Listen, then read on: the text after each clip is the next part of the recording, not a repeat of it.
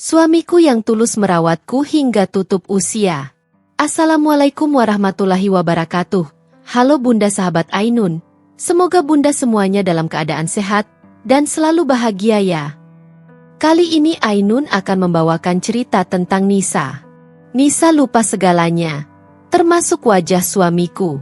Tapi hatiku selalu mengenalnya. Di sisa hidupku, ia tetap tinggal, merawat, mencintaiku tanpa lelah. Sebelum saya lanjut, yuk Bunda absen dari kota mana saja? Dan buat yang sudah like, komen dan subscribe semoga rezekinya dilancarkan ya. Yuk, langsung saja kita mulai kisahnya. Langit Jakarta menjelang senja tampak seperti kanvas yang dicoret sembarangan oleh warna jingga dan kelabu. Di antara gedung-gedung tinggi yang menjulang seperti raksasa dari beton dan kaca, seorang pria berjas abu-abu keluar dari lobi sebuah gedung arsitektur ternama di kawasan Kuningan. Wajahnya tenang, langkahnya mantap, dan telinganya dipenuhi dengan alunan musik klasik yang keluar dari earphone kecil di kedua telinganya. Dialah Aditya Mahendra, arsitek muda yang namanya sedang naik daun, dikenal dengan desain-desain minimalis nan elegan yang menyatu sempurna dengan alam. Sore itu, Aditya tidak tergesa-gesa seperti biasanya. Ia sengaja menolak undangan makan malam klien pentingnya demi satu hal yang lebih ia rindukan belakangan ini, berjalan kaki.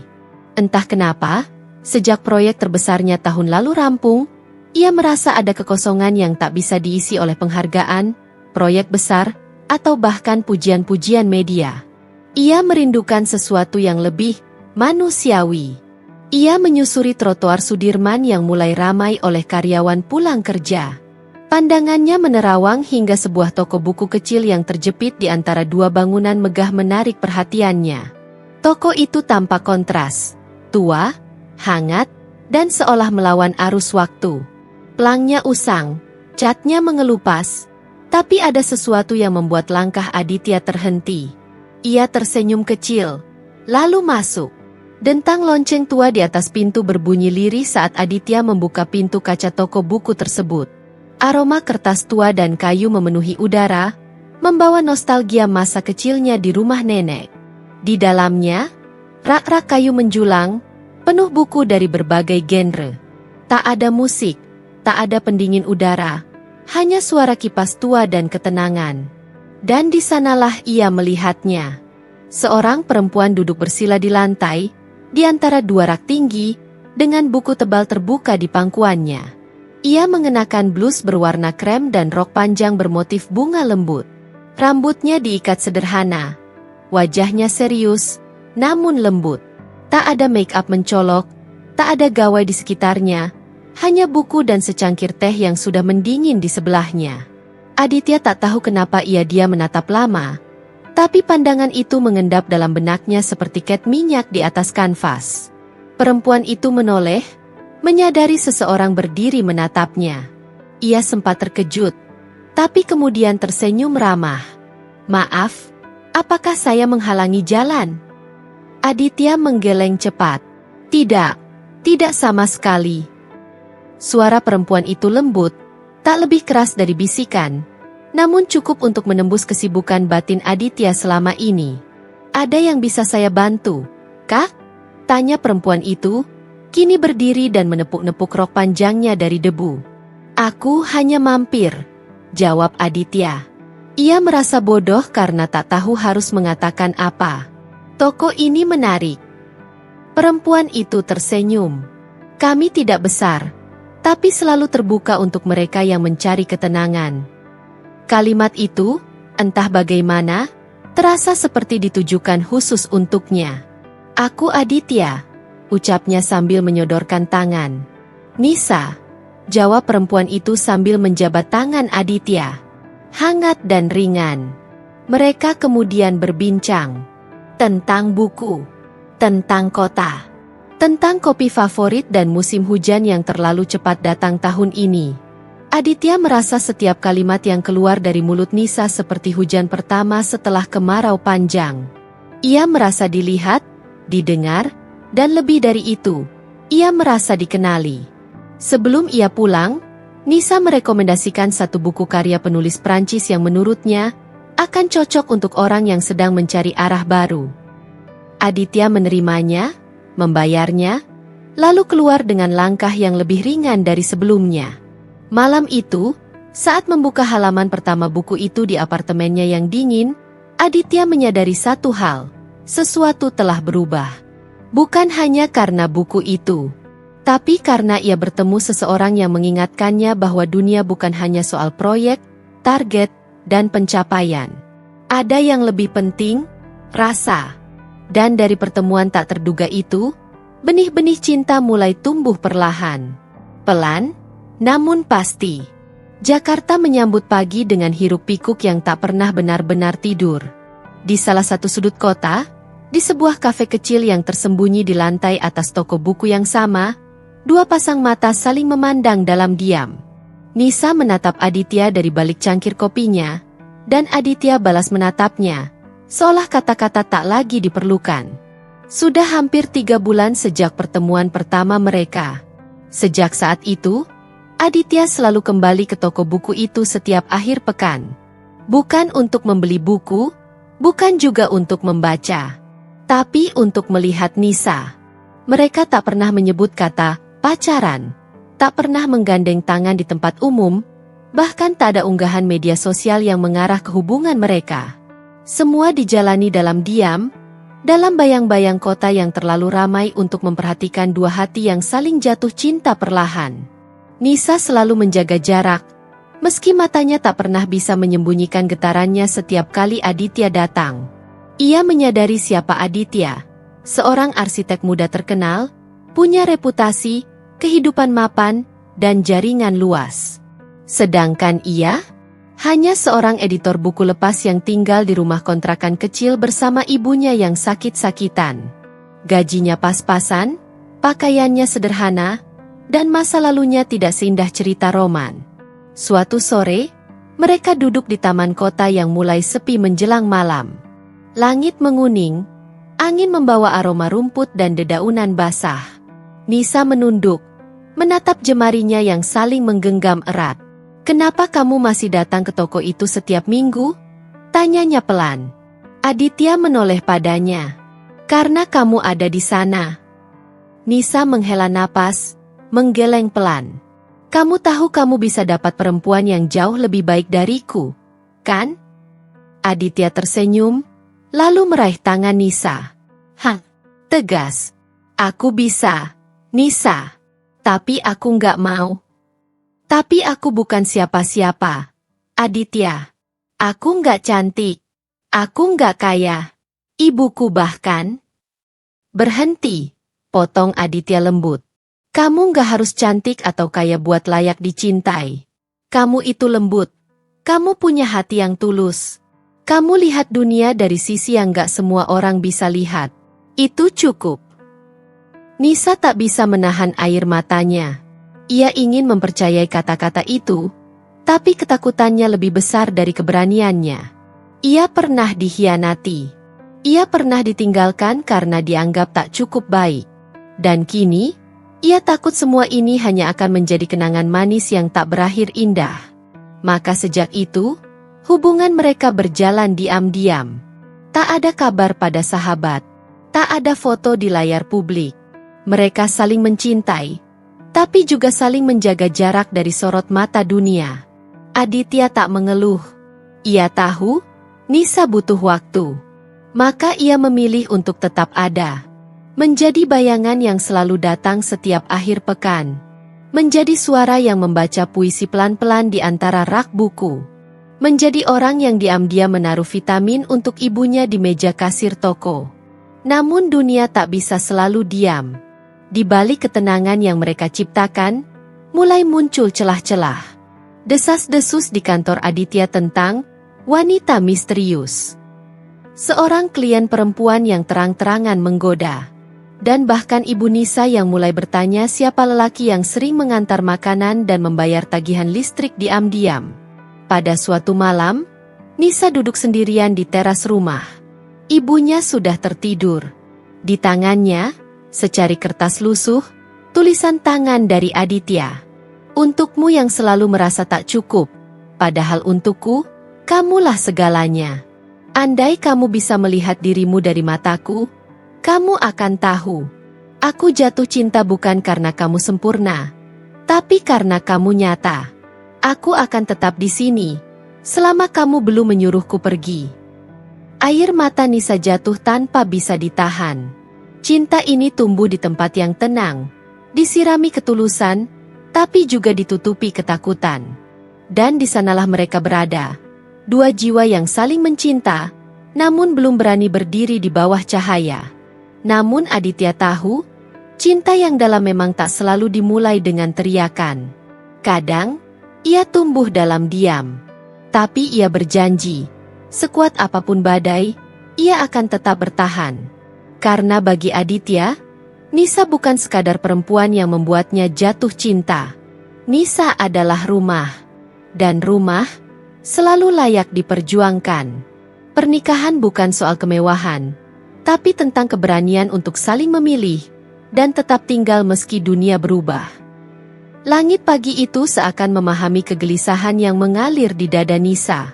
Mentari muncul perlahan dari balik awan tipis, menyapu hangat halaman rumah yang disapu bersih sejak fajar.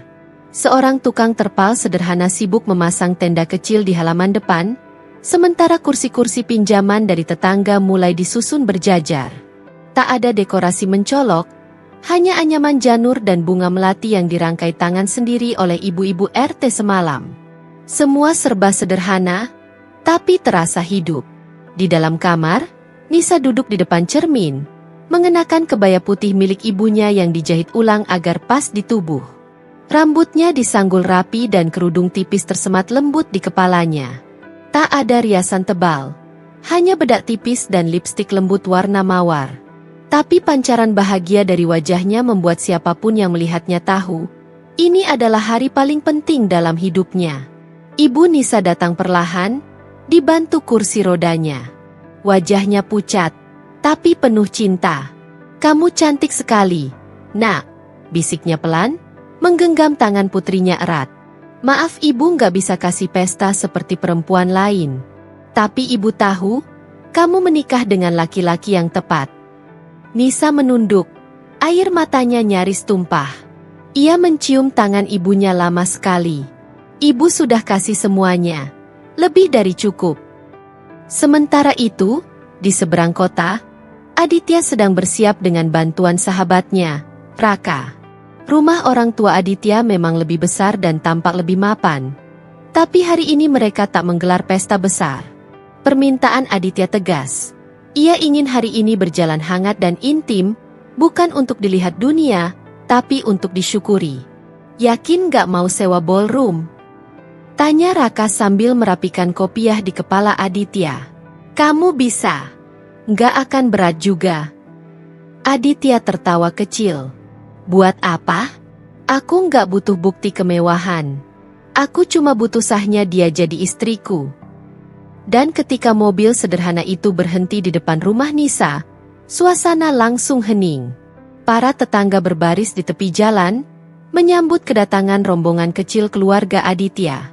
Tak ada musik orkestra, tak ada MC, hanya suara burung dan angin yang bermain di sela janur. Di dalam ruangan akad, suasana begitu hikmat. Penghulu membaca ijab kabul dengan tenang. Aditya menjawab dengan lantang dan tegas, disaksikan langsung oleh para saksi, orang tua, dan beberapa kerabat dekat. Tak butuh waktu lama sampai kata "sah" keluar dari mulut penghulu, diikuti dengan lantunan doa dan ucapan selamat. Nisa menutup wajahnya dengan telapak tangan, menahan tangis haru. Ia kini resmi menjadi istri Aditya. Lelaki yang dulu hanya ia kenal lewat senyum di toko buku, kini menjadi imamnya seumur hidup. Setelah akad, Nisa dan Aditya duduk berdampingan. Mereka menyuapi ibu masing-masing dengan nasi kuning dan potongan ayam goreng, sebagai simbol pengabdian dan rasa syukur. Tak ada kamera profesional, hanya kamera ponsel para tetangga dan adik-adik kecil yang sibuk mengambil foto diam-diam. Makan siang disiapkan di belakang rumah. Nasi uduk buatan Butini, ayam ungkep dari warung sebelah, dan sambal buatan sendiri oleh Nisa yang sempat begadang malam sebelumnya. Aditya tak bisa berhenti tersenyum saat melihat bagaimana semua orang menikmati makanan itu. Ia bahkan memilih duduk lesehan bersama para tetangga, tidak canggung sedikit pun. Beberapa tamu dari kantor Aditya datang terlambat. Mereka terlihat heran, mungkin tak percaya bahwa pernikahan bos muda mereka digelar sesederhana ini. Tapi setelah berbincang sebentar, mereka justru tersentuh. Seorang arsitek muda, lulusan luar negeri, dengan proyek-proyek besar di berbagai kota, memilih menikah di halaman rumah kontrakan kecil dan menyambut tamu dengan tangan sendiri. Ia bukan sekadar hebat dalam membangun gedung, bisik salah satu tamu, tapi juga dalam membangun hidup. Sore harinya, ketika tamu mulai berkurang, Aditya dan Nisa duduk berdua di ruang tamu, masih mengenakan pakaian akad. Mereka diam, saling menatap, seolah dunia telah berubah namun mereka tetap di titik yang sama, berdua. Maaf kalau semua ini nggak seperti yang kamu bayangkan, bisik Nisa. Aditya menggenggam tangannya. Ini lebih dari cukup, Nis. Ini nyata. Dan kamu membuat semuanya jadi berarti. Ketika malam datang dan semua lampu padam, mereka berbaring di kamar kecil itu. Tak ada kasur empuk atau pendingin ruangan. Hanya angin malam, suara jangkrik, dan detak jantung yang berpadu. Disinilah cinta mereka benar-benar dimulai. Tanpa pesta besar. Tanpa janji-janji manis. Hanya dua orang yang saling memilih dan berani memulai hidup baru dalam kesederhanaan. Nisa tak lagi merasa tak layak. Ia tahu kini, cinta sejati bukan tentang siapa yang punya lebih banyak, tapi siapa yang bersedia tinggal dan mencintai dengan cara paling jujur. Malam itu, Nisa berbisik lirih sebelum memejamkan mata. Aku janji akan belajar menjadi istri yang baik untukmu. Dan Aditya menjawab dengan pelukan hangat. Aku nggak butuh istri sempurna. Aku hanya butuh kamu. Hari-hari setelah pernikahan mereka terasa seperti musim semi yang belum pernah datang sebelumnya ke hidup Nisa. Sejuk, hangat, dan dipenuhi harapan baru.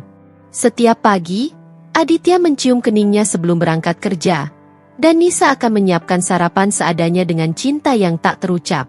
Mereka hidup di rumah kontrakan kecil itu sementara, sambil menabung perlahan demi rumah yang lebih layak. Tak mewah, tapi penuh tawa. Namun, musim itu ternyata menyimpan awan tipis yang tak mereka sadari sejak awal. Semua bermula dari hal-hal sepele. Suatu pagi, Nisa bangun lebih awal dari biasanya. Ia tersenyum melihat wajah Aditya yang masih terlelap, lalu bangkit untuk menyiapkan sarapan. Namun saat membuka lemari, ia mendadak bingung. Wajan yang biasanya ia taruh di rak bawah, entah kenapa tak ada di tempatnya. Ia menggerutu kecil, membongkar beberapa kardus, dan akhirnya menemukan wajan itu di dalam kulkas. Ia mengernyit. Siapa yang meletakkan wajan di kulkas? Ia sendiri? Ia tertawa kecil, menganggapnya sebagai kelalaian biasa. Mungkin semalam ngantuk banget. Ya, gumamnya sambil mengocok telur. Beberapa hari kemudian, kejadian serupa terulang. Kali ini lebih membingungkan. Ia kehilangan dompet. Ia yakin telah meletakkannya di atas meja makan, seperti biasa. Namun saat Aditya hendak keluar rumah dan butuh ongkos, dompet itu lenyap. Mereka mencari ke seluruh sudut rumah, sampai kolong tempat tidur, bahkan membongkar cucian. Setelah hampir 2 jam, Nisa menemukannya di dalam lemari buku, terselip di antara 2 novel lama. Aditya tertawa waktu itu, mencoba mencairkan suasana. Wah, dompetnya lagi cari ilmu. Ya, sayang. Nisa ikut tertawa. Tapi dalam hatinya, ia merasa aneh. Beberapa minggu berlalu. Kejadian lupa menjadi semakin sering, bahkan mulai mengganggu aktivitas sehari-hari. Pernah satu malam, Nisa memanaskan air untuk mandi, lalu lupa sama sekali hingga airnya habis mendidih dan pancinya gosong. Pernah juga ia menaruh ponsel di lemari piring. Dan paling membuatnya sedih, suatu sore saat ibu mertuanya datang berkunjung, ia lupa siapa nama belakangnya. Ia hanya mematung sejenak, dan dengan gugup tertawa, mencoba mengalihkan pembicaraan. Tapi Aditya memperhatikan perubahan itu. Ia mulai khawatir. "Nis, kamu nggak apa-apa?" "Aku cuma capek," jawab Nisa cepat. "Mungkin kurang tidur." Aditya tidak mendesak. Tapi sejak saat itu, ia mulai memperhatikan lebih dalam. Nisa kadang bicara berulang-ulang. Ia pernah lupa kalau sudah memasak makan malam dan mulai mengiris bawang untuk kedua kalinya. Bahkan saat mereka ke minimarket, Nisa sempat bingung cara menggunakan mesin pembayaran mandiri. Padahal ia terbiasa menggunakannya sendiri dulu. Satu malam, ketika Aditya pulang sedikit larut karena rapat proyek, ia mendapati rumah gelap. Lampu belum dinyalakan. Di dalam, Nisa duduk di lantai ruang tamu, memeluk lutut dan menangis dalam diam. "Sayang," panggil Aditya, panik. Ia berlari menghampiri dan memeluk istrinya erat. "Aku takut, Mas." Suara Nisa bergetar. "Tadi aku nggak bisa ingat arah ke dapur. Aku berdiri lama banget di dekat pintu kamar, dan otakku kosong. Aku nggak tahu harus ke kanan atau ke kiri." Aditya mengecup ubun-ubunnya. Ia tak tahu harus berkata apa. Ia hanya memeluk erat, mengusap punggung Nisa perlahan, seperti menenangkan anak kecil yang baru saja terbangun dari mimpi buruk. Keesokan harinya, Aditya diam-diam menghubungi seorang temannya yang bekerja sebagai psikiater. Ia menceritakan perubahan yang dialami Nisa, dan sang teman menyarankan pemeriksaan neurokognitif secara menyeluruh. Namun saat Aditya mengajak Nisa secara perlahan, Nisa menolak. "Aku nggak gila, Mas," ucapnya dengan suara pelan, tapi tegas. "Bukan itu maksudku," jawab Aditya sabar. "Aku cuma khawatir. Kita periksa aja, biar tahu penyebabnya. Mungkin cuma kelelahan atau kurang nutrisi." Tapi Nisa tetap bergeming. Ia menghindari topik itu, membungkus kegelisahannya dengan rutinitas yang dibuat-buat. Ia menyalakan radio keras-keras, membuat daftar belanja yang panjang, dan mulai menulis di buku kecil tentang hal-hal yang ingin ia ingat. Tapi justru itu membuatnya semakin terlihat rapuh. Di suatu malam, saat Aditya bangun untuk minum, ia melihat Nisa duduk di meja makan sendirian. Di depannya, sebuah piring berisi nasi goreng dan telur mata sapi. "Nisa, kamu lagi ngapain?" Nisa menoleh perlahan. Matanya kosong. "Kamu belum makan malam, kan? Aku masak." Aditya menghela napas. Ia telah makan malam bersama Nisa 4 jam sebelumnya. Ia duduk di hadapan istrinya, menggenggam tangan Nisa yang mulai dingin. "Aku udah makan, sayang. Bareng kamu tadi." Wajah Nisa perlahan berubah. Bibirnya bergetar. Dan tanpa bisa ditahan, air matanya kembali jatuh. "Aku kenapa? Mas? Aku kenapa?" Aditya memeluknya erat. Ia tak punya semua jawaban. Tapi ia tahu satu hal, ia akan tetap tinggal. Ia akan menghadapi ini bersamanya, sampai akhir. Apapun yang akan mereka hadapi, ia telah memilih. Dan ia tak akan membiarkan Nisa berjuang sendirian. Aditya duduk di ruang tunggu rumah sakit dengan tangan terkepal dan napas yang ditahan-tahan. Jantungnya berdetak tak karuan sejak tadi pagi. Di sebelahnya, Nisa duduk tenang dengan mengenakan gamis biru muda dan kerudung polos. Wajahnya tampak damai, tapi tatapan matanya kosong, seolah separuh jiwanya sedang berada di tempat lain. Mungkin di masa lalu yang samar, mungkin di dalam pikirannya sendiri yang makin hari makin terasa asing. Butuh waktu berbulan-bulan bagi Nisa untuk akhirnya bersedia diperiksa. Bukan karena ia tak tahu ada yang salah dalam dirinya, tapi karena ia takut. Takut mengetahui jawaban yang selama ini hanya ia tebak-tebak. Namun malam ketika ia berdiri di depan kulkas yang terbuka dan tak tahu sedang mencari apa, ia tahu, ini bukan sekadar lelah. Ini bukan sekadar lupa biasa. Hari itu, mereka datang ke RS Brawijaya dengan rujukan dari sahabat Aditya, Dr. Vira, seorang psikiater klinis yang juga berpengalaman dalam gangguan neurodegeneratif.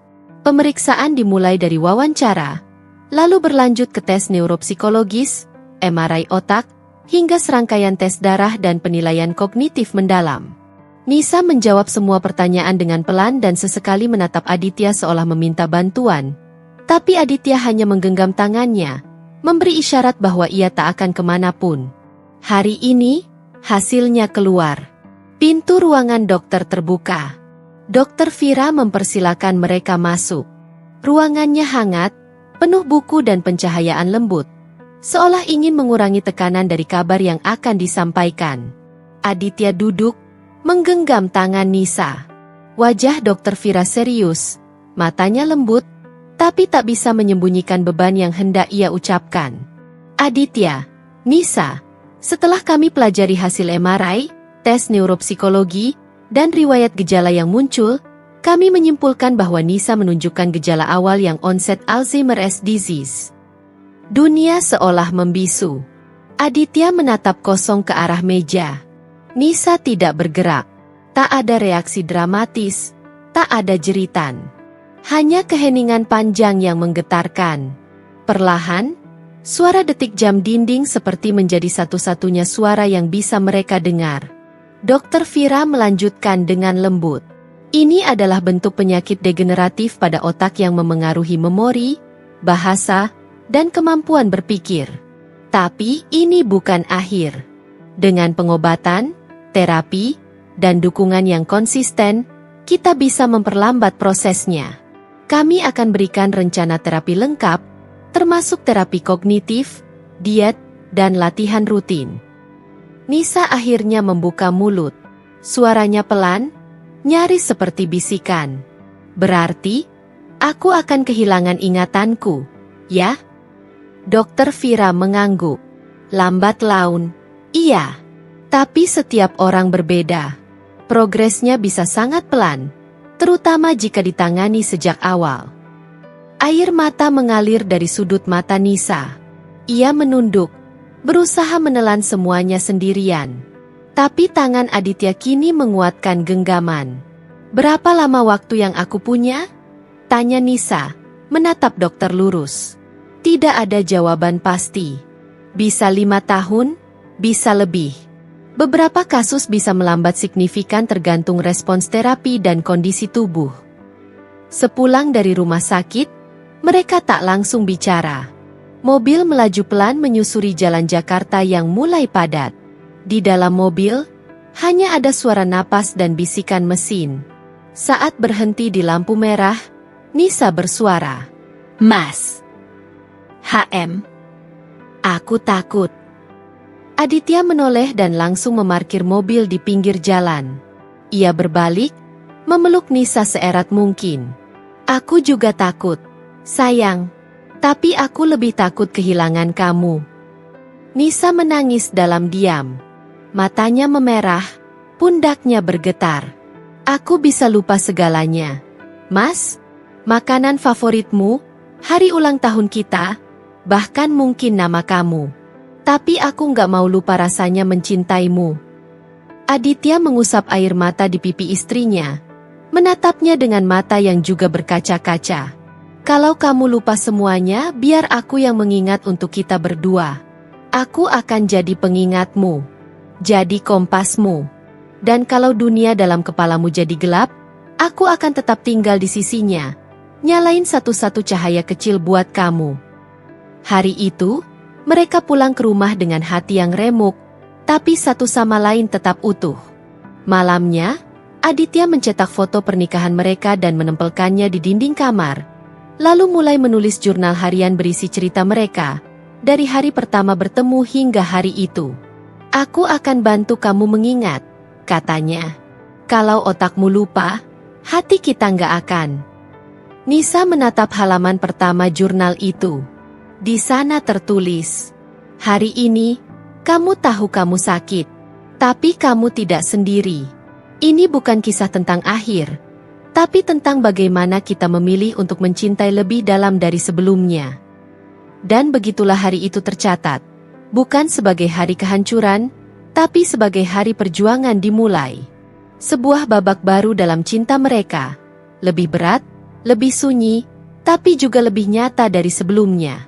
Angin sore meniup lembut tirai jendela kamar mereka, membiarkan sinar matahari yang mulai meredup masuk dengan malu-malu. Aroma teh melati tercium samar dari dapur. Namun di ruang tengah, kehangatan itu tak sepenuhnya menyentuh seorang perempuan yang duduk termenung di atas sofa. Matanya menerawang kosong ke arah tembok, di mana tergantung bingkai foto pernikahannya. Dirinya sendiri dalam balutan kebaya putih, berdiri di samping seorang pria yang memegang tangannya dengan penuh cinta. Tapi hari itu, Nisa tak mengenali siapa pria dalam foto itu. Dan saat ibunya datang membawakan buah tangan, sekotak kue kesukaan Nisa sejak kecil, Nisa tersenyum sopan, namun kaku. Ia menyambut ibunya layaknya orang asing yang baru dikenalnya. Bibirnya mengucapkan, "Terima kasih, Bu," tapi matanya tak menyimpan kehangatan yang biasa terpancar saat menyebut kata, "Ibu." Ibunya tercekat.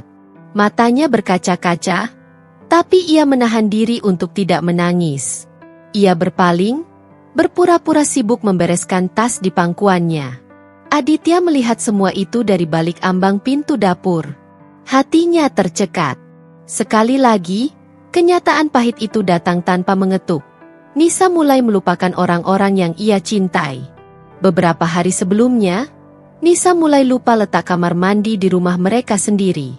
Pernah suatu malam, ia membuka pintu kamar dan berdiri lama di koridor. Menggumam pelan, "Aku tinggal di mana, ya?" Aditya yang terbangun langsung mendekat, membimbingnya kembali ke tempat tidur dengan sabar. Lalu berbaring di sampingnya sambil membacakan cerita dari jurnal mereka. Setiap malam, Aditya mencatat hal-hal kecil yang mereka alami. Percakapan, momen lucu, atau bahkan hari-hari di mana Nisa hanya diam sepanjang waktu. Ia ingin Nisa tetap punya dunia. Meski di kepalanya, dunia itu mulai mengabur. Kini, pagi-pagi selalu dimulai dengan rutinitas kecil. Mengenalkan ulang. "Pagi, sayang. Aku Aditya, suamimu," ucapnya setiap kali Nisa bangun dan menatapnya dengan bingung. Kadang Nisa tersenyum dan berkata, "Oh ya?" Kadang ia malah bertanya, "Kita kenal di mana, ya?" Dan Aditya akan kembali menceritakan toko buku kecil itu, tentang bagaimana ia jatuh cinta pada Nisa yang duduk di antara rak novel usang. Ia mengulang cerita itu setiap hari. Dan meski Nisa akan lupa esoknya, Aditya tetap akan mengulangnya lagi, dan lagi. Suatu hari, saat mereka berjalan sore di taman, Nisa melihat seorang anak kecil bermain layang-layang. Ia berhenti sejenak, matanya menatap kosong ke arah anak itu, lalu berkata pelan, "Aku pernah punya anak." Aditya tercekat. Ia tersenyum pahit, lalu menjawab pelan, "Belum, sayang. Tapi kita pernah mimpi punya." Nisa hanya mengangguk, lalu melanjutkan langkahnya seperti tak terjadi apa-apa. Tapi Aditya terdiam lebih lama, menatap langit senja yang mulai pucat. Ia merasakan sebuah kehilangan yang tak berbunyi, seperti kehilangan seseorang yang masih hidup, tapi perlahan menjauh dari dunia nyata. Dalam segala kehilangan itu, Aditya tak sekalipun meninggikan suara. Bahkan ketika Nisa mulai sering marah tanpa sebab, atau menuduh Aditya sebagai orang asing yang mencurinya dari rumahnya sendiri. Pernah, tengah malam, Nisa mengemasi tas dan bersikeras ingin pulang ke rumah ibu. "Ibumu di kamar sebelah, Nis. Ini rumah kita," ucap Aditya lembut. "Tapi ini bukan kamarku." Nisa bersikeras. "Aku harus pulang. Aku takut." Alih-alih memaksanya, Aditya membuka pintu dan mengajaknya keluar. Mereka berjalan di sekitar kompleks perumahan. Aditya membiarkan Nisa menghirup udara malam, menggenggam tangannya seperti ayah menggandeng putrinya. Sesampainya di rumah, ia berkata, "Ini rumah kita. Kamu yang memilih warna cat temboknya. Ingat enggak?" Nisa menatap tembok putih itu lama sekali, lalu pelan-pelan meletakkan tasnya. "Putih susu ya, warnanya cantik." Aditya mengangguk, menahan napas. "Iya, Itu warna favorit kamu. Di hari yang lain, Nisa tak mengenali dirinya sendiri di cermin. Ia menatap bayangan wajahnya lalu berbisik. Dia siapa?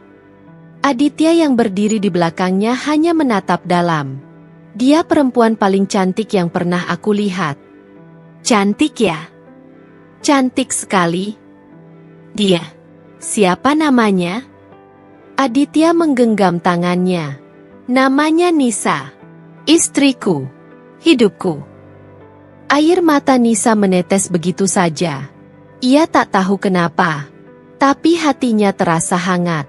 Entah karena kata-kata itu, atau karena suara laki-laki di belakangnya yang terasa seperti rumah. Meski namanya belum tentu ia ingat besok pagi. Waktu terus berjalan, dan dunia Nisa semakin pudar warnanya. Nama-nama mulai hilang. Wajah-wajah berubah menjadi asing. Ia tidak lagi bisa membaca satu paragraf utuh tanpa lupa di tengah. Tapi di tengah semua kabut itu, ada satu hal yang tetap ia kenali. Rasa aman di pelukan Aditya. Dan Aditya? Ia terus mencintai dengan cara yang lebih sunyi namun lebih dalam. Ia bukan hanya suami, tapi perawat, penjaga, pemandu, dan penjaga nyala kecil di dalam hati Nisa. Karena cinta sejati tidak hanya bertahan saat segalanya utuh. Cinta sejati tetap tinggal, bahkan saat nama dan wajah tak lagi dikenali. Dan meski dunia Nisa perlahan mengabur, Aditya akan terus hadir sebagai satu-satunya hal yang tidak akan pernah ia biarkan hilang. Hujan turun pelan sore itu. Bukan badai, bukan juga gerimis, tapi hujan yang jatuh dengan ritme sabar. Seperti waktu yang perlahan tapi pasti mengikis kesadaran Nisa satu demi satu. Di dalam kamar kecil mereka yang kini dipenuhi foto-foto dan catatan warna-warni di dinding, Nisa duduk di meja kerjanya, menatap halaman kosong di hadapannya. Tangan kanannya memegang pena, sementara tangan kirinya bergetar tanpa irama. Di luar, Aditya sedang membuat teh jahe, seperti kebiasaan mereka setiap menjelang petang. Ia tahu Nisa tak selalu mengingat bahwa itu kebiasaan mereka, tapi ia tetap melakukannya. Seolah dengan mengulang hal-hal kecil itu, ia sedang mencoba mempertahankan kepingan terakhir dari kenangan mereka berdua. Dan di kamar itu, Nisa sedang menuliskan hal-hal yang bahkan dirinya sendiri mulai ragukan keasliannya. Untuk diriku sendiri di masa depan. Jika kamu membaca ini dan tidak tahu siapa kamu, tidak apa-apa. Aku tahu kamu takut. Aku tahu kamu bingung. Tapi izinkan aku mengenalkanmu pada seseorang. Namamu Nisa. Kamu mencintai kopi hitam tanpa gula. Kamu suka bau buku baru. Dan kamu selalu menangis kalau nonton film dengan anjing. Kamu punya suami bernama Aditya. Dia sabar, dia lembut, dan dia sangat mencintaimu. Dia akan tetap bersamamu, meski kamu tidak ingat siapa dia. Percayalah padanya. Percayalah pada cintanya. Di sebelah tulisan itu, Nisa menempelkan selembar foto kecil. Dirinya dan Aditya duduk di bangku taman, tertawa, saling menatap. Wajahnya di foto itu tampak cerah, mata berbinar, rambut sedikit berantakan karena angin. Itu diambil setahun lalu, saat dunia masih utuh dalam pikirannya. Sejak diagnosis, Nisa memutuskan untuk melawan dengan satu-satunya cara yang ia tahu, menulis. Setiap pagi, ia duduk di meja yang sama, menulis di jurnal besar berwarna hijau. Jurnal itu diberi judul dengan spidol hitam, kenangan yang tak boleh hilang. Ia mengisi halaman demi halaman dengan fragmen hidupnya. Kisah pertemuan mereka di toko buku, warna kesukaan Aditya, nama sahabat masa kecilnya, bahkan resep nasi goreng buatan ibunya. Di dalam buku itu juga ada catatan kecil untuk Aditya, yang ia selipkan diam-diam, tanpa sepengetahuannya. Untuk suamiku, jika suatu hari aku menatapmu dan tidak mengenalmu, jangan marah. Itu bukan aku yang sebenarnya. Itu tubuhku, tapi pikiranku sedang tersesat. Jangan menyerah padaku. Peluk aku. Nyanyikan lagu yang dulu sering kamu putar saat kita naik motor malam-malam. Aku mungkin tidak tahu siapa kamu, tapi aku percaya hatiku akan tetap mengenali kamu. Aditya menemukannya tanpa sengaja saat merapikan meja. Ia terdiam lama, membaca huruf demi huruf dengan mata yang mulai basah. Jurnal itu bukan sekadar catatan. Itu adalah jembatan, sebuah cara agar Nisa tetap hidup meski perlahan menghilang dari dirinya sendiri. Hari-hari berlalu, dan Nisa mulai meletakkan jurnal itu di tempat-tempat strategis. Di meja makan, di samping tempat tidur, bahkan di kamar mandi. Ia tahu, mungkin suatu hari ia akan membacanya tanpa tahu siapa yang menulisnya. Tapi ia berharap kata-katanya sendiri akan menjadi lentera, menuntunnya pulang, walau hanya sejenak. Ada satu hari ketika Aditya pulang kerja dan menemukan Nisa duduk di lantai, memeluk jurnal itu sambil menangis. Ia tidak tahu kenapa menangis, tidak tahu apa yang membuatnya sedih. Tapi ia membaca selembar halaman, lalu menunjukkannya pada Aditya. "Ini, tulisanku?" tanyanya dengan suara bingung. Aditya mengangguk, lalu duduk di sampingnya. "Iya, sayang. Itu tulisanmu." Nisa menatapnya, lama sekali. Lalu bertanya pelan, "Aku menulis tentang kamu." Aditya menggenggam tangannya. "Selalu." Dan malam itu, ia membacakan isi jurnal itu seperti dongeng sebelum tidur. Tentang perjalanan cinta mereka, tentang nasi goreng yang keasinan di malam pertama, tentang sepeda motor yang mogok di tengah hujan, tentang tawa-tawa kecil yang mereka bagi di balik tagihan listrik yang menumpuk.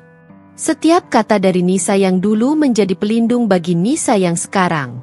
Suatu hari, Nisa menulis surat panjang yang ia simpan dalam amplop berlabel, "Buka ketika kamu merasa ingin menyerah." Ia tahu, mungkin suatu hari Aditya akan lelah. Mungkin ia akan merasa sendirian, kehilangan arah. Dan surat itu ditulis untuk hari itu. "Aditya, aku tahu menjaga seseorang yang bahkan tak bisa mengingat siapa kamu adalah tugas paling menyakitkan di dunia. Tapi terima kasih karena kamu tetap tinggal. Jika kamu membaca ini, mungkin aku sudah tak mengenal siapapun. Tapi aku ingin kamu tahu, aku mencintaimu. Bukan karena kamu sempurna, tapi karena kamu memilihku bahkan saat aku sudah tidak sempurna lagi. Jika kamu menangis malam ini, tidak apa-apa. Tapi besok, bangunlah. Lanjutkan hidupku. Lanjutkan cinta kita. Jangan biarkan penyakit ini menghapus semua tentang kita. Karena setiap cinta yang ditulis, tidak akan pernah benar-benar hilang." Aditya membaca surat itu berulang-ulang. Setiap kali rasa putus asa menghampirinya. Dan seperti yang diharapkan Nisa, surat itu membuatnya bangkit. Membuatnya tersenyum di tengah rasa sakit. Karena ia tahu, meski Nisa tak lagi bisa menyebut namanya, ia telah menyimpan dirinya di dalam kata-kata. Cinta mereka mungkin tidak akan bertahan dalam bentuk yang biasa.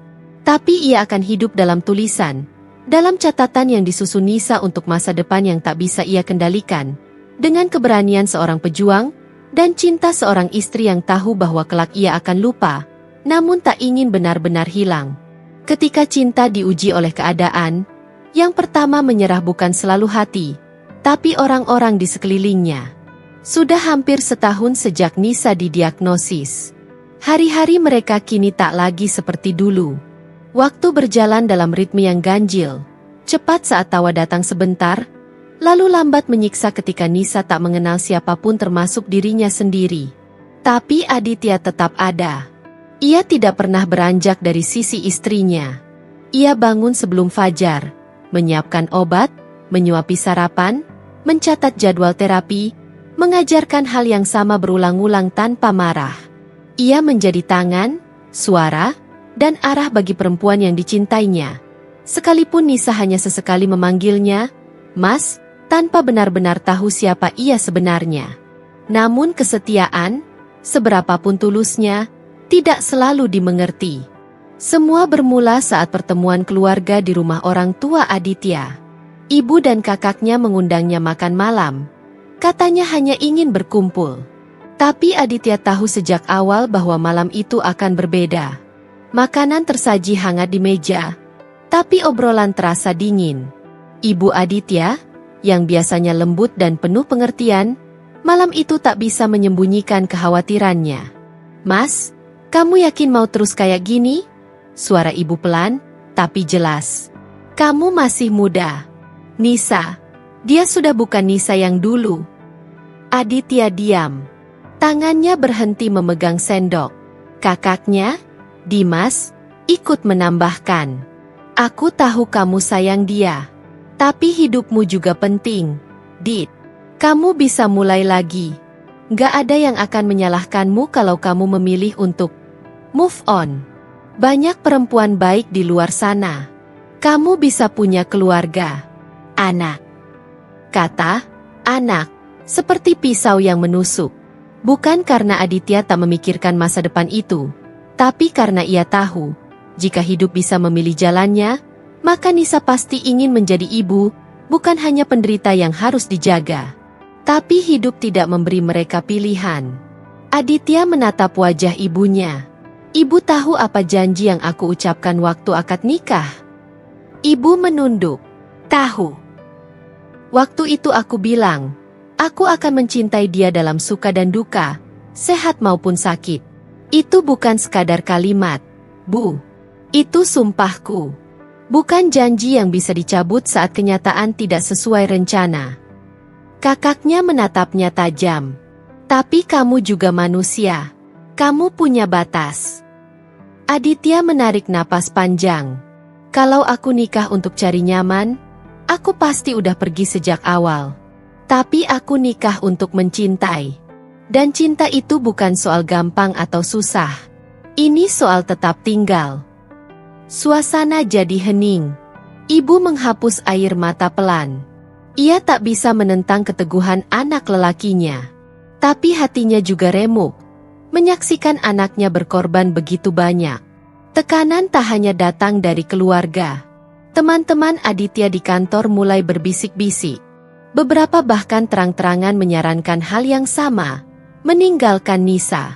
"Bro, ini bukan egois. Kamu harus realistis. Kamu punya karir.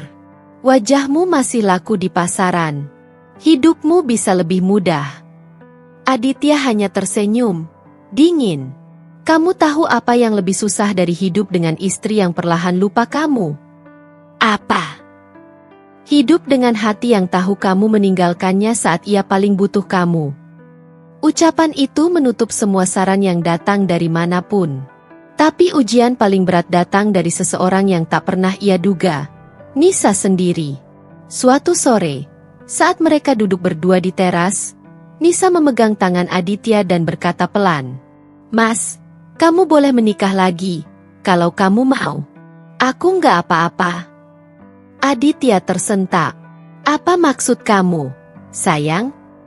Nisa menatap matanya dengan bingung. Seperti anak kecil yang mencoba memahami sesuatu yang rumit. "Aku mungkin akan hilang. Aku nggak akan bisa jadi istri yang baik. Jadi kamu boleh cari yang lain. Aku nggak bisa janji bisa cinta kamu terus." Aditya memeluknya. Air matanya jatuh.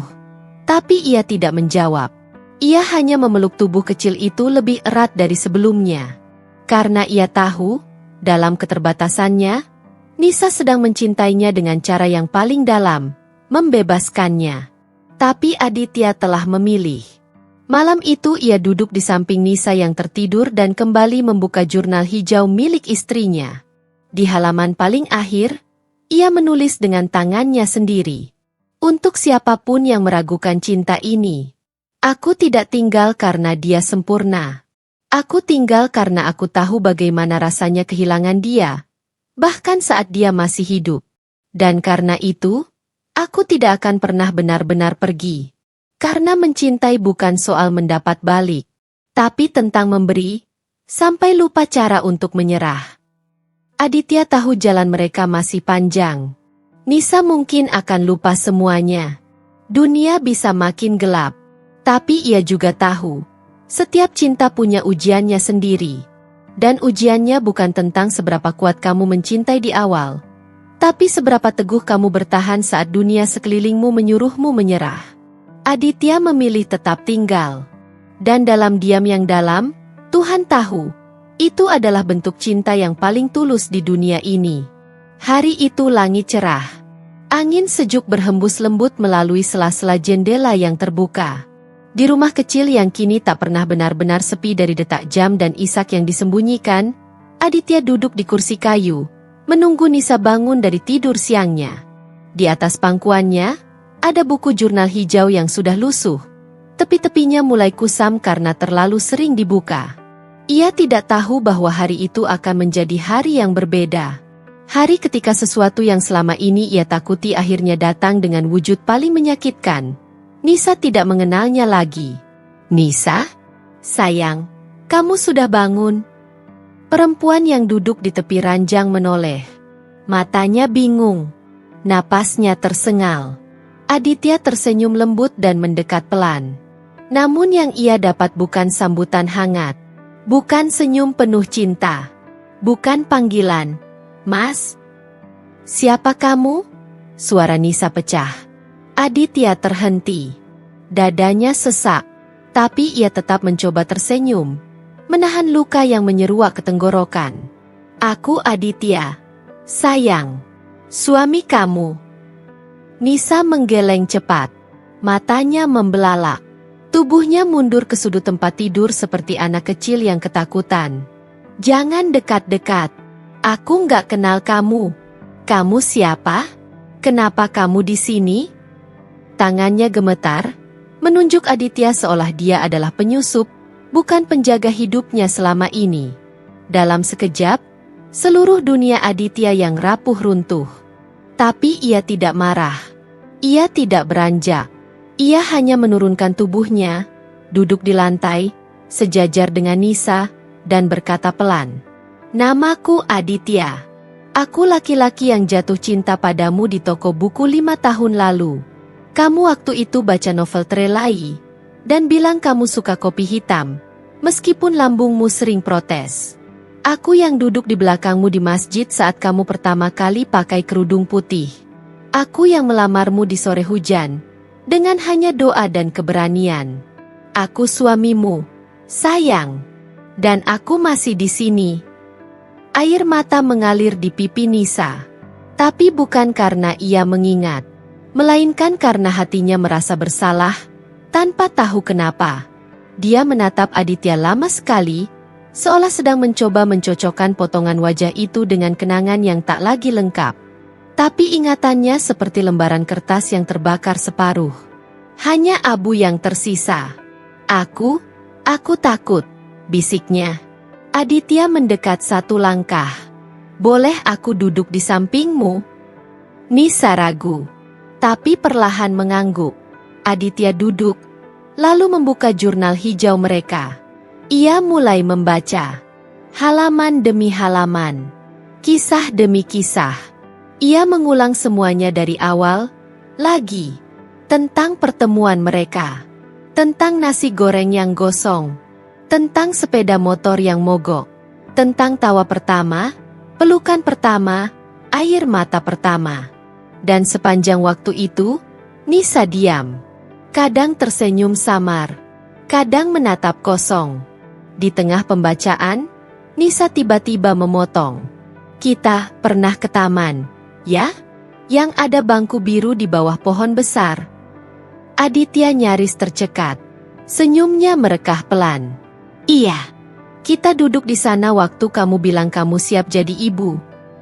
Mata Nisa berkaca-kaca. "Aku nggak ingat wajahmu, tapi suara kamu bikin aku tenang." Aditya menunduk. Hatinya terbelah, tapi juga penuh. Ia sadar, Nisa tak mengenal wajahnya lagi. Tapi suaranya, cintanya, masih tinggal di sudut hati yang belum benar-benar hilang. Sejak hari itu, Aditya tahu ia harus mulai ulang. Setiap pagi, ia menyambut Nisa dengan senyuman seperti baru kenal. "Selamat pagi, aku Aditya. Aku suamimu. Dan aku di sini untuk kamu." Kadang Nisa marah. Kadang takut. Kadang ia tersenyum malu-malu seperti perempuan yang sedang jatuh cinta lagi. Dan bagi Aditya, setiap versi dari Nisa adalah anugerah. Bahkan jika harus memperkenalkan diri 1000 kali sehari, ia akan melakukannya.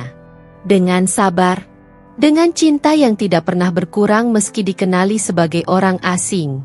Ia mulai menempel foto-foto kecil di seluruh rumah. Di atas wastafel, ini kamar mandi, sayang. Di lemari pakaian, ini kerudung yang kamu suka pakai hari Jumat. Di dapur, ini tempat kita membuat kopi pahit yang kamu suka. Dan di cermin kamar, foto mereka berdua dengan tulisan, "Dia adalah Aditya, lelaki yang kamu cintai, lelaki yang tidak akan pernah meninggalkanmu." Malam hari, saat Nisa tertidur, Aditya duduk di samping ranjang. Tangannya menggenggam tangan istrinya yang kecil dan dingin. Wajah itu kini asing. Tatapan itu sering kosong. Tapi Aditya tidak mencintai wajah atau ingatan. Ia mencintai jiwa yang ada di dalam tubuh itu. Dan meski Nisa tak lagi mengenalnya, ia tetap akan bertahan. Karena cinta sejati bukan tentang dikenali, tapi tentang tetap mencintai, bahkan saat kamu dilupakan. Hari pertama, Aditya duduk di pinggir ranjang, menggenggam tangan Nisa yang hangat. Di hari pertama setelah Nisa benar-benar tak mengenalnya lagi, ia masih mengenalkan dirinya dengan senyum. "Selamat pagi, aku Aditya, suamimu." Ia tak tahu bahwa kalimat itu akan menjadi pembuka hari-hari mereka berikutnya. Berulang, tak henti, dan perlahan menjadi mantera dalam cinta yang sunyi. Hari ke-100. Nisa mulai sulit berbicara. Kalimat-kalimatnya pendek, kadang hanya satu kata. Kadang ia menatap Aditya lama sekali, lalu bertanya, "Kamu siapa?" "Ya." Tapi ada juga hari di mana ia hanya duduk diam, menatap jendela, senyum tipis di wajahnya tanpa sebab. Dan Aditya tetap di sampingnya. Ia mulai menulis lebih banyak di jurnal mereka, menuliskan hari-hari tak berarti yang sebenarnya sangat berarti. Saat Nisa tertawa pelan karena mendengar suara burung, atau saat ia memegang tangan Aditya erat saat mendengar azan. Hari ke-365. Hari itu tepat 1 tahun sejak Nisa tidak lagi mengenal suaminya. Tapi Aditya tetap merayakannya. Bukan dengan pesta, bukan dengan bunga, tapi dengan membacakan surat pernikahan mereka dari awal. Ia duduk di sisi ranjang, membacakan dengan suara bergetar. Dan ketika sampai pada kalimat, "Aku berjanji akan mencintaimu dalam sehat dan sakit," Nisa menatapnya lama. Tidak berkata apa-apa, tapi air matanya jatuh. Dan itu cukup bagi Aditya untuk bertahan 1000 hari lagi. Hari ke-730. Nisa berhenti bisa berjalan. Langkah-langkah kecilnya digantikan oleh kursi roda. Tangannya kaku. Matanya sering kosong. Tapi Aditya belajar memandikannya, menyuapinya, menyisir rambutnya dengan sabar. Ia belajar cara memijat jari yang kaku, mengatur napas ketika Nisa tiba-tiba menjerit ketakutan karena tak mengenali bayangannya sendiri di cermin. Teman-teman Aditya mulai menjauh. Beberapa sudah menikah lagi, punya anak, punya cerita. Ia tak lagi diundang ke banyak pertemuan. Mungkin karena mereka tak tahu harus bicara apa. Mungkin karena mereka sudah menganggap Aditya tinggal di dunia lain. Dunia yang hanya berisi satu nama, Nisa. Tapi Aditya tak pernah merasa kesepian. Rumah mereka memang sepi, tapi tidak sunyi. Karena cinta yang tulus selalu bersuara, bahkan dalam diam. Hari ke-1000. Nisa tidak bisa lagi bicara. Hanya suara napas pelan, kadang serak, kadang terhenti beberapa detik. Tapi Aditya masih berbicara setiap hari. Ia membacakan puisi, menceritakan kisah lama, bahkan bercanda sendiri seolah Nisa masih bisa tertawa.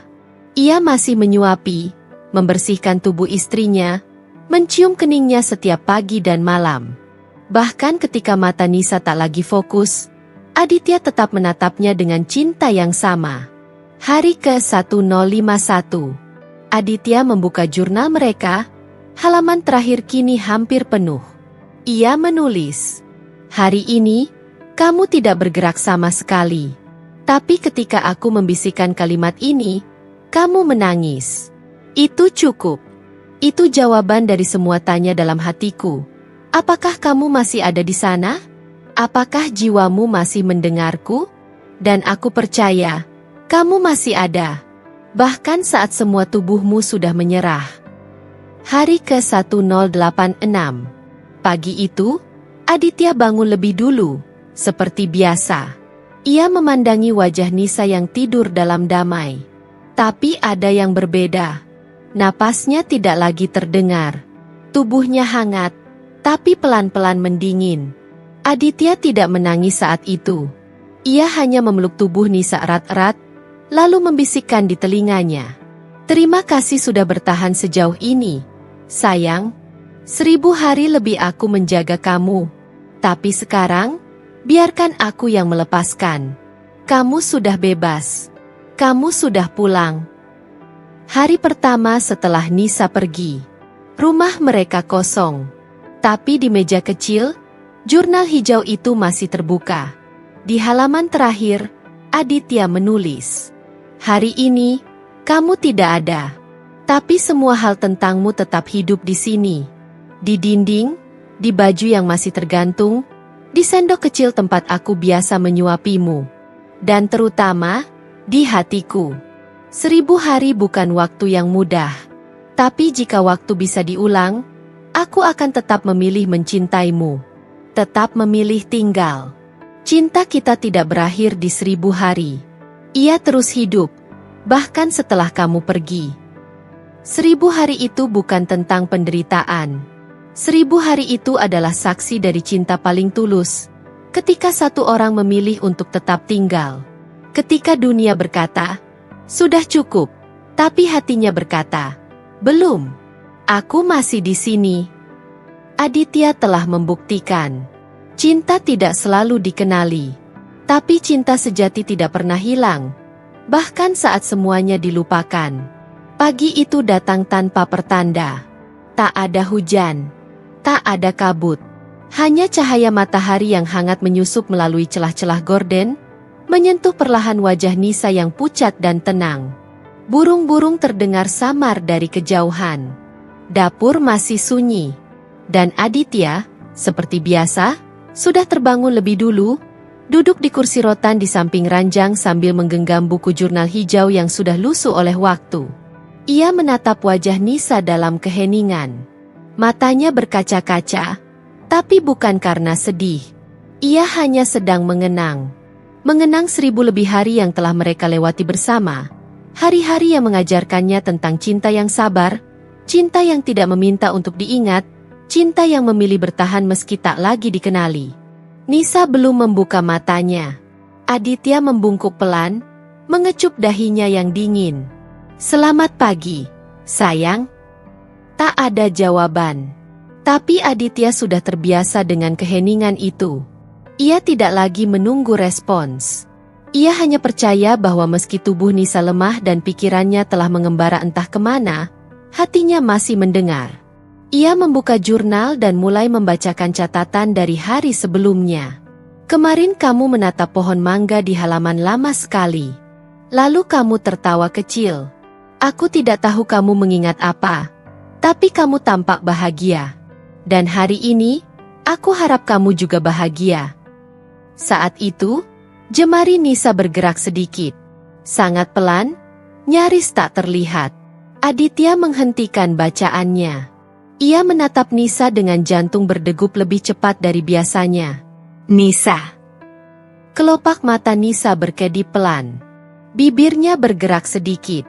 Nafasnya tersendat. Namun masih ada. Matanya terbuka perlahan. Tidak selebar dulu, tidak sehidup biasanya. Tapi matanya memandang ke arah Aditya. Dan kali ini, tidak kosong. Aditya berdiri. Air matanya sudah menetes sebelum ia sadar. Nisa? Kamu lihat aku? Wajah Nisa tak menunjukkan banyak ekspresi. Tapi pelan-pelan, sangat pelan, sudut bibirnya tertarik. Sebuah senyum. Senyum yang sudah sangat lama tidak ia lihat. Senyum yang tidak sempurna. Tapi cukup untuk membuat Aditya merasakan seolah seluruh waktu berhenti. Senyum yang mengandung sesuatu yang nyaris mustahil dalam keadaannya, kesadaran. Dan kemudian, dari bibir yang hampir tak lagi sanggup bersuara, keluar satu kata. Satu kata yang mematahkan semua pertahanan dalam hati Aditya. Lirih. Retak. Namun penuh makna. Suamiku. Air mata Aditya tumpah deras. Ia segera duduk, menggenggam tangan Nisa erat-erat. Ia mencium jemarinya, membungkuk memeluk tubuh kurus itu penuh rasa haru. Ya, sayang, aku di sini. Aku suamimu. Selalu. Waktu seolah berhenti.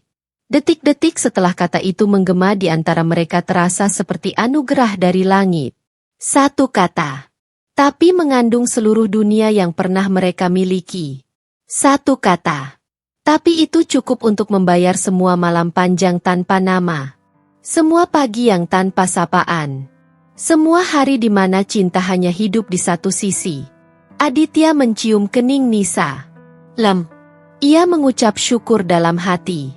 Nisa menatapnya sekali lagi. Nafasnya kini pelan. Tapi senyumnya tetap di sana. Dan dengan tangan yang bergetar, ia menyentuh pipi Aditya. Terima kasih. Bisiknya. Setelah itu, matanya perlahan tertutup kembali. Wajahnya tetap tersenyum. Tubuhnya diam. Aditya memeluknya erat. Ia tahu. Ia bisa merasakannya. Nafas itu tak lagi ada. Tapi tidak ada teriakan. Tidak ada tangisan histeris. Hanya sunyi. Sunyi yang dipenuhi damai. Karena ia tahu, di akhir hidupnya, Nisa mengenalnya kembali. Ia mengingat. Ia tersenyum. Ia berkata, suamiku. Dan bagi Aditya, itu adalah hadiah paling indah. Senyum terakhir dari cinta yang tak pernah menyerah. Penutup sempurna dari perjalanan panjang penuh luka, pengorbanan, dan keteguhan hati. Beberapa hari kemudian, di makam yang sederhana, di bawah pohon yang sering mereka pandangi bersama dari teras rumah, Aditya berdiri sendiri. Di tangannya, jurnal hijau itu kini sudah tertutup dan diikat pita coklat tua. Ia membacakan satu paragraf terakhir yang ia tulis sendiri malam setelah Nisa pergi. Hari ini, kamu benar-benar pergi. Tapi kamu meninggalkan senyum untukku. Satu kata yang akan kujaga seumur hidup, suamiku. Hari ini aku kehilanganmu. Tapi aku tidak kehilangan cinta kita. Karena cinta itu sudah kutanam dalam tanah ini, di atas pusaramu, dan akan tumbuh setiap kali aku menyebut namamu dalam doa. Kamu mungkin tidak lagi ada, tapi cintamu akan hidup selama aku hidup. Selamat jalan, Nisa. Aku akan terus mencintaimu. Bahkan setelah seluruh dunia melupakan namaku. Lalu ia menutup jurnal itu untuk terakhir kalinya, dan berjalan pergi, tanpa menangis. Karena air matanya telah habis. Yang tersisa hanyalah kenangan dan rasa syukur. Senyum terakhir itu adalah pengingat. Cinta yang dijalani dengan kesabaran tak akan pernah sia-sia. Bahkan di ujung kehidupan, cinta bisa kembali pulang, meski hanya dalam satu kata. 3 bulan setelah pemakaman Nisa, pagi-pagi sekali sebelum matahari sepenuhnya muncul, Aditya berdiri di sebidang tanah kecil di belakang rumah mereka. Tanah itu dulu tak terurus, hanya rumput liar dan bebatuan. Tapi hari itu, ia membawa sekop, bibit bunga, dan sebongkah cinta yang tidak pernah habis. Cinta yang kini tidak lagi bisa diberikan lewat sentuhan atau bisikan, tetapi melalui kenangan yang ditanam. Ia menyebutnya Taman 1000 Hari. Nama itu bukan sekadar romantisme. Itu adalah jumlah hari ia merawat Nisa sejak pertama kali istrinya mulai kehilangan dirinya. 3 tahun penuh yang terukir dalam jurnal, air mata, senyuman singkat, dan bisikan yang hanya didengar oleh dinding kamar. Aditya merasa, taman itu akan menjadi satu-satunya tempat di dunia ini yang tahu seberapa dalam cintanya. Setiap pagi, ia bekerja di taman itu. Menanam melati di sisi timur, bunga kesukaan Nisa. Di sisi barat, ia menanam lavender yang dulu dibeli Nisa dari pameran buku.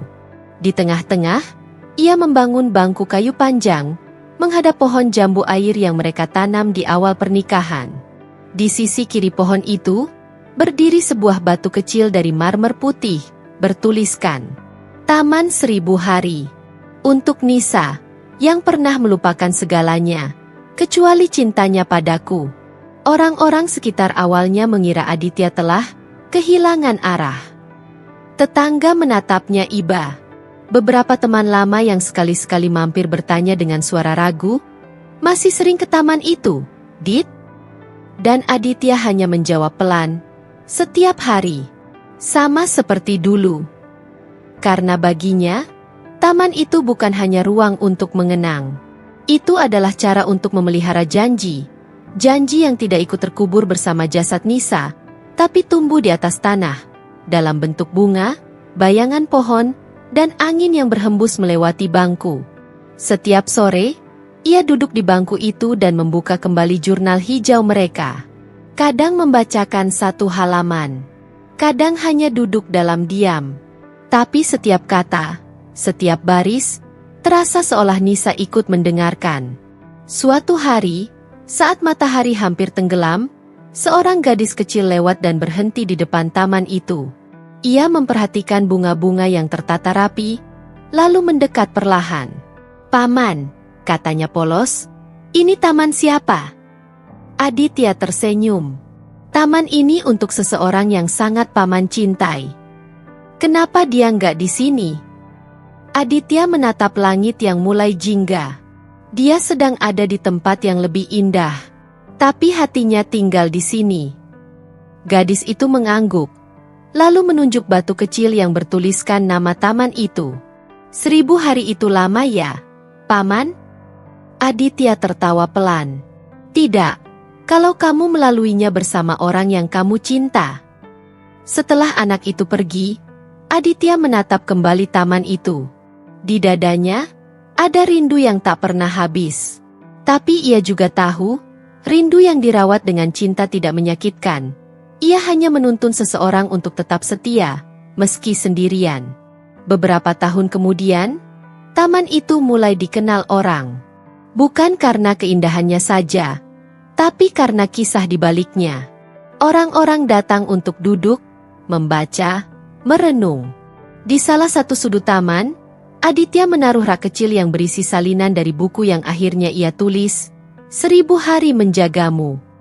Buku itu ditulis dari jurnal Nisa, dari luka, dari harapan, dan dari cinta yang tak pernah diminta untuk dikenang, namun terus hidup karena dipelihara. Ada halaman khusus di akhir buku itu yang menyentuh banyak orang. Halaman terakhir, yang ditulis Aditya bukan untuk pembaca, tapi untuk Nisa. "Untuk kamu, yang pernah lupa siapa aku. Aku menulis semua ini bukan agar orang mengingatmu, tapi agar kamu tahu. Bahkan setelah kamu lupa siapa kamu, aku tetap mencintaimu utuh. Taman ini bukan hanya untuk merawat bunga, tapi untuk merawat cinta. Cinta yang pernah tertatih, tapi tidak pernah kalah. Kamu mungkin sudah pergi, tapi janji kita tetap tinggal. Dan aku masih di sini, masih menunggu pagi, di bangku taman yang kita bangun, bersama kenangan dan doa." Taman 1000 Hari menjadi saksi bahwa cinta tidak selalu harus dirayakan dalam pesta.